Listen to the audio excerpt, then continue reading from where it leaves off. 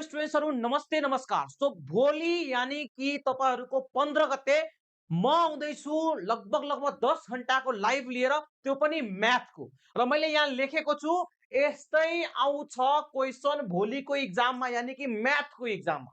So यो भोलिको मेरो 10 घण्टाको जो लाइभ जसले लिन्छ त्यसलाई भगवान आएर पनि फेल गर्न सक्दैन, किनकि म तपाईहरुलाई अलमोस्ट एभ्री मोडल क्वेशन कसरी सल्भ गर्ने र कस्तो कस्तो क्वेशन आउँछ त च्याप्टर बाइ च्याप्टर म गराउँछु र अलमोस्ट एभ्री क्वेशन प्याटर्नमा गराउँछु कि यस प्याटर्नमा क्वेशन सोध्छ भनेर। ठीक छ। सो भोलिको यो 10 घण्टाको लाइभ चाहिँ मिस नगर्नु होला।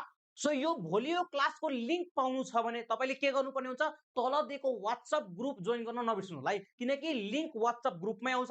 ठ्याक्कै 3 बजे नै आउँछ भोलि 15 गते। याद राख्नु होला यो कुराहरु। WhatsApp ग्रुप जसले जोइन गरेको छैन, कुनै पनि WhatsApp ग्रुपमा हुनुहुन्छ भने भेरी गुड, यदि छैन भने तल दिएको डिस्क्रिप्सनमा WhatsApp ग्रुप छ, जोइन गर्नु होला।